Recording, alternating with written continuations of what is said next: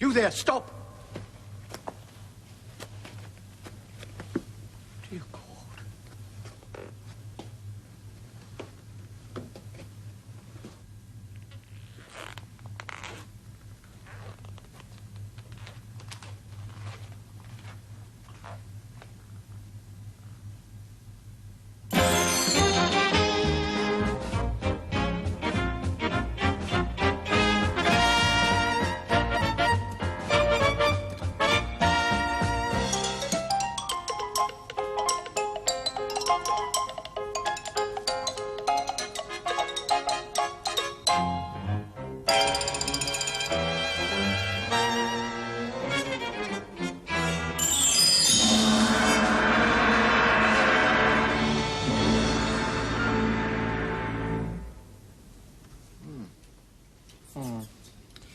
But this, Mr. Blake, the thief left behind him.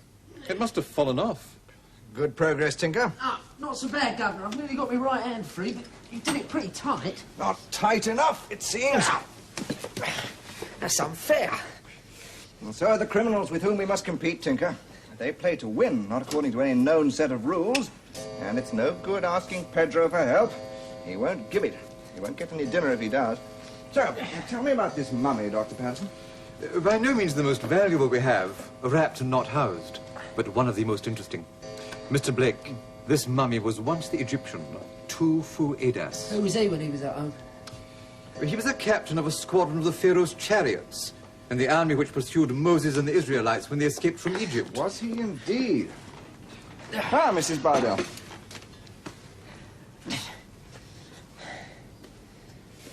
Shall I untie him so that he can have his?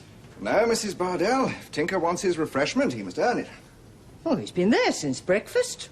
It's cruel, if you ask me. Cruel only to be kind. That'll be all. Thank you, Mrs. Bardell.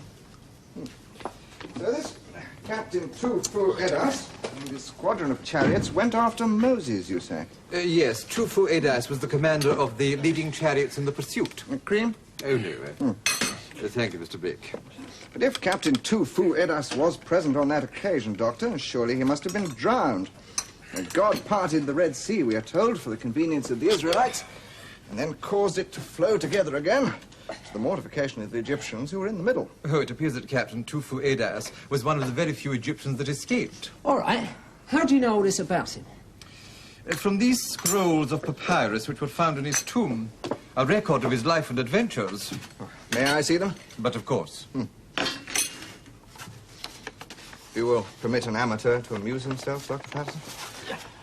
Ah, it's an interesting example of the transitional stage between hieroglyphic and early literal.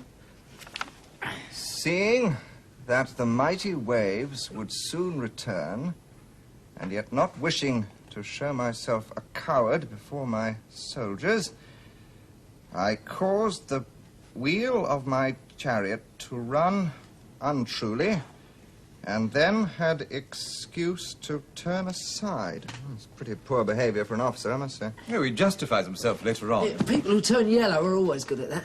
Indignation clouds judgment, Tinker. Let's proceed. And indeed, it must have been the will of the great god Horus that I did so. Read on, Mr. Blake. For when I left my damaged chariot, I went... On foot. among the crags and caves along the shore of that part, and I came in time to a cave where I might conceal myself until all the army had passed. A strange compulsion gripped me to venture deeper into the cave. I found myself in total darkness. But even though I could see nothing, I had to go on. Suddenly,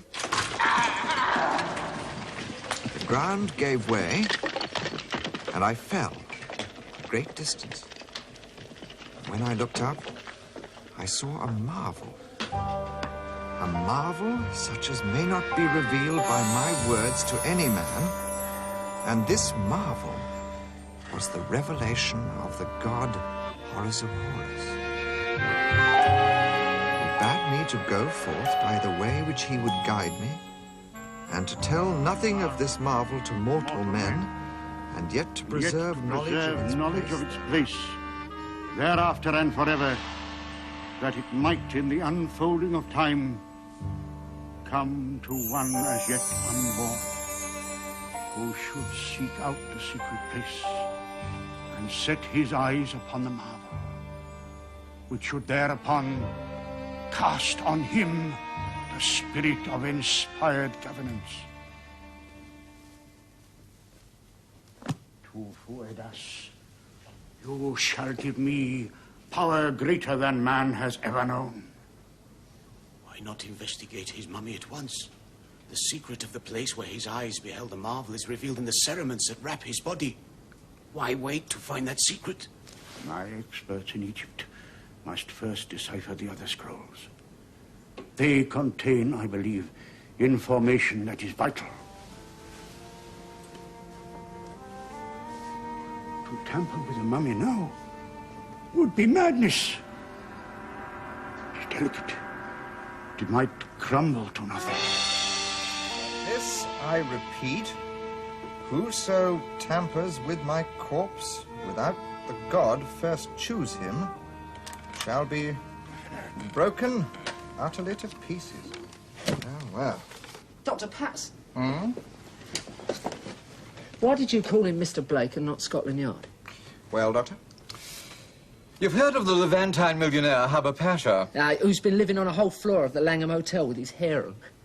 Well, that's what the papers say. And they also say he's an Egyptologist who has been pursuing his studies at the Museum of Oriental Antiquity, Doctor. Hubba Pasha has offered large sums for the mummy of Tufu Edas and has been refused by us, since the terms of our trust forbid sales of such a nature. And now this same mummy has been stolen. The Pasha would be offended if confronted by the police. It's a bad thing to offend powerful men who are possible benefactors of the museum. So, to investigate, I would wish for a man of tact and subtlety. Like yourself, Mr. Blake. Not some cloddish copper. Oh. This mask was left behind, or perhaps, who knows, unintentionally. It may be that the thief's interest in the mummy may comprehend the mask. We will therefore put it back on exhibition in the Chamber of Mummies, and tonight we will set a watch to see if anyone comes back. Who, me? Alone with a load of old mummies? You may expect Tinker to arrive this evening, Dr. Patterson, just before closing time to mount his picket, and meanwhile I will present myself at the Langham Hotel with all the tact and subtlety I can muster before that ornament of the Orient, His Excellency Hubba Pasha. Coming, Tinker? Yeah, why not, Governor? I could do with a little outing.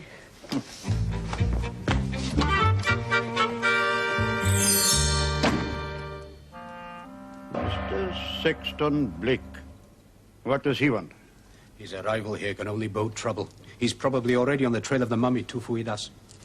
Leave him to me, Marama Bey. I will see him and find out what he knows. Tell Abdullah Effendi to make ready the perfumes and delights that we offer to guests whom we wish to make specially comfortable. Hurry now. And now, cousin, before I receive this genius of deduction, that other affair of ours, does it march in good order? In perfect order, Haba Pasha. The girl's uncle has agreed your price. The girl is unspoiled. She is in every way fitted for our purpose. I'm just about to go to her uncle to collect her. Good.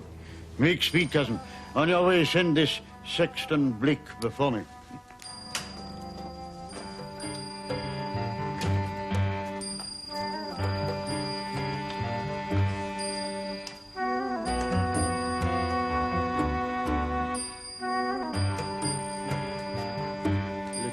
Finds our sweet meats beguiling. Place the sherbet with care, little one.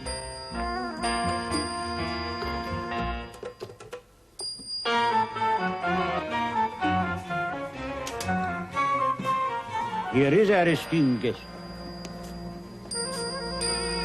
Mr. Blake, I am honored. This is my assistant, Tinker. Mr. Tinker. Gentlemen, pray be seated. My cousin Marama Bey has business to attend to. And shortly, Mr. Blake, we shall talk of ours. But first, a little pleasure. It is the custom in my country to entertain honored guests before descending to the humdrum business of affairs.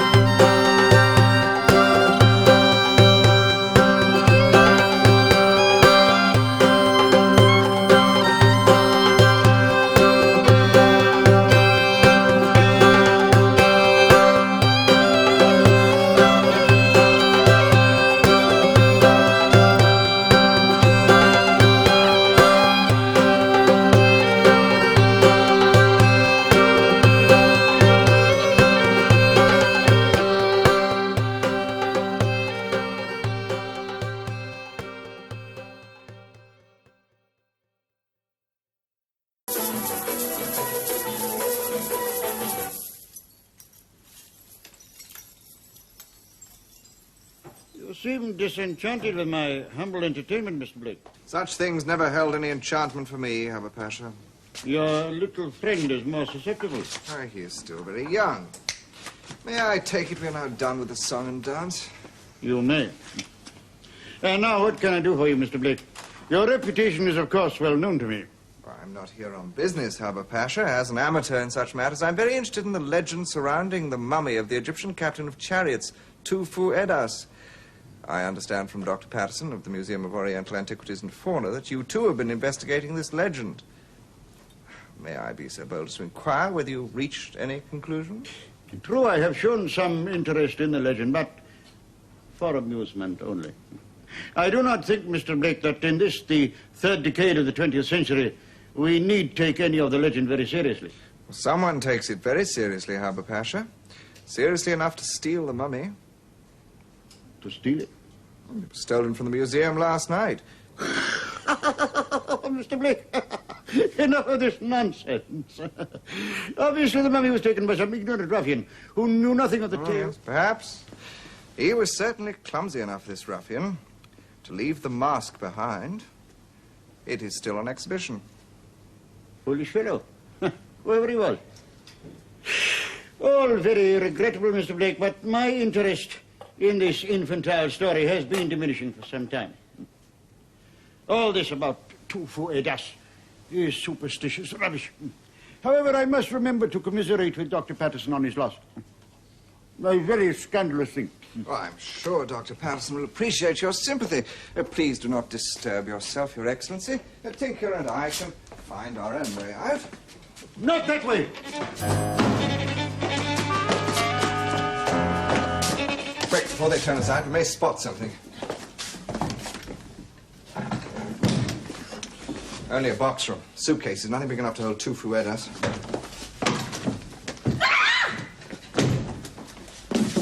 Something wearing nothing on top.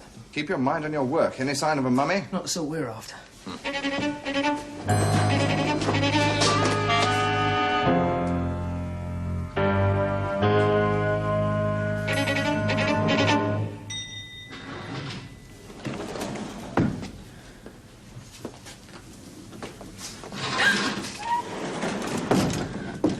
There is no cause to be afraid, my dear. Abdullah will take you to your quarters.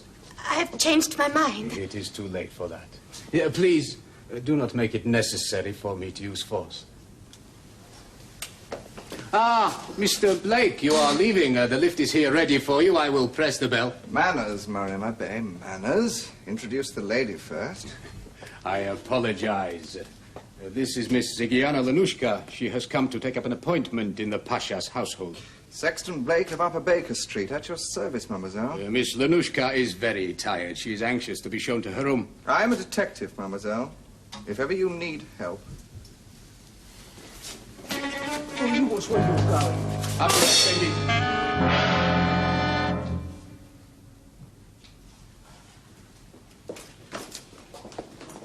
You can tell your big friend that carrying scimitars isn't considered quite the thing in this country. We English don't care for it. The scimitar is part of Abdullah's national costume. Any adverse reference to it would offend him. He's very easily offended. If I were you, I should remember that, Mr. Tinker, Mr. Blake. You got it, Governor. We mustn't offend the offended. He has a particular dislike of conceited little boys. Goodbye, Mr. Blake. He's a nasty piece of work, Governor. Yes, he was up at Cambridge when I was. There was quite a row, and he beat his college servant with a shooting stick just because she'd broken one of his scent bottles. Now, he's a rotter, all right. And no doubt his cousin, the Pasha, is much worse.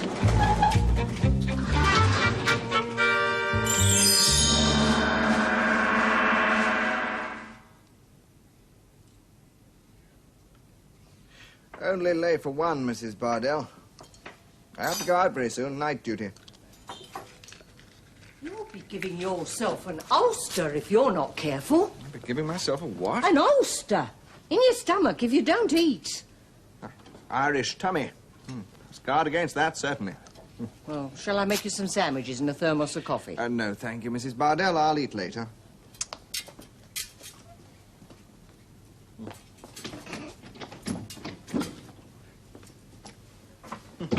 Where are you going, Governor?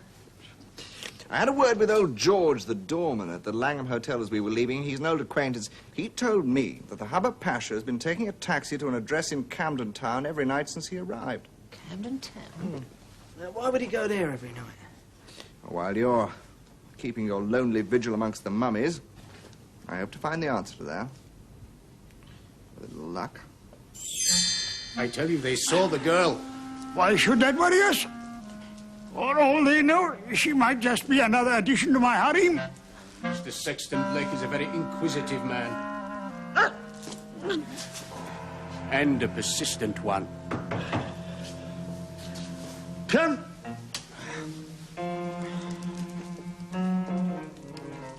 I am informed that the mask you so carelessly left behind at the museum last night is again on exhibition. Tonight you will go and get it. And this time let there be no blunders.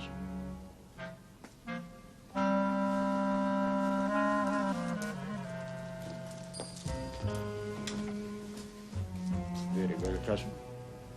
We will pay Mr. Sexton Blake the compliment of taking him seriously. You understand? Perfectly.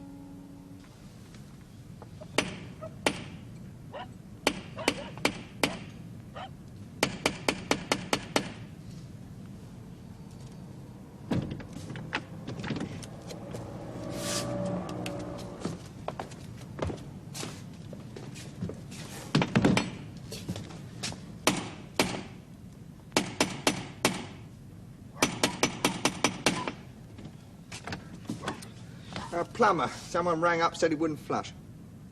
Wouldn't flush, please? You know, it wouldn't pull proper. Wouldn't pull? Cool.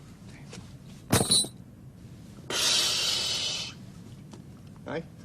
They told me to do this special knock. Daft, I call it. Well, where is it?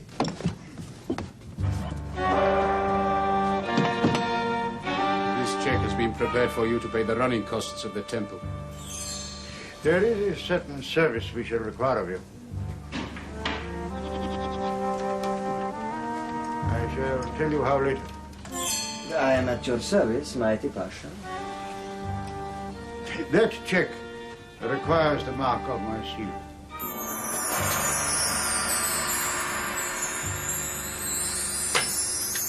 Light it.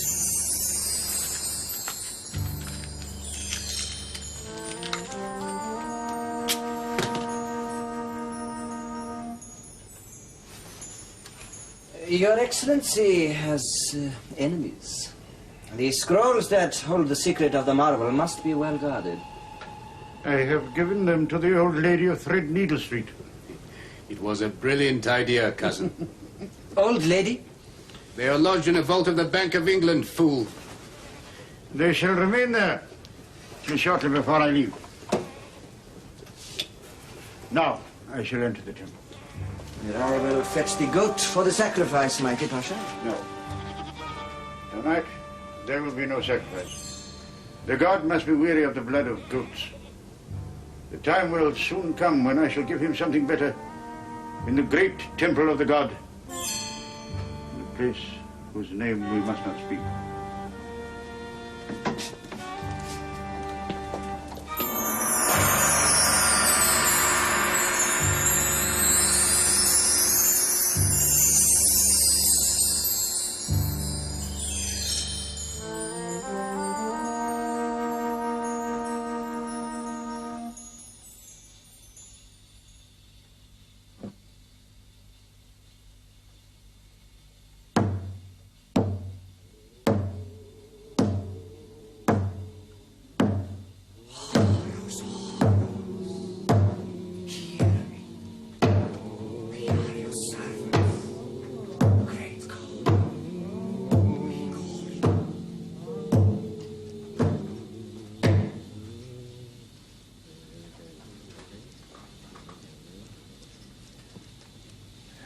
He does not answer. The sacrifice should have been made. Call him again!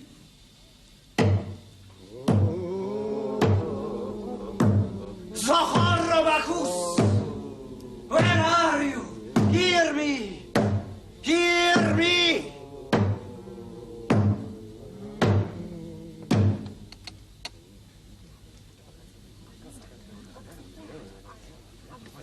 Call him by his other name.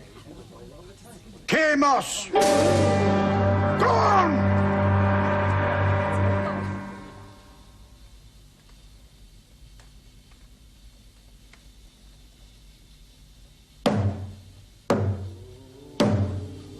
great Chemos.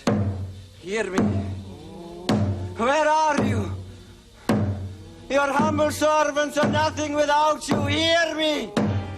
Chemos, it is you, great God!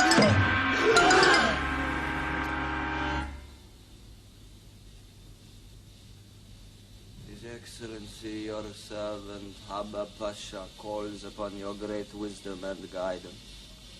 He does he? Must I always be disturbed when I am meditating?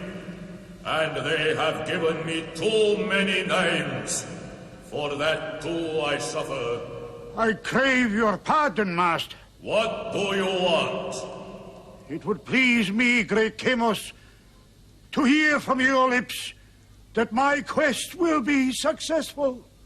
I say to you, when the chosen one of Chemos speaks with the mouth and heart of Chemos, he shall speak with all the power of Chemos. I am the chosen one! You are very sure of that.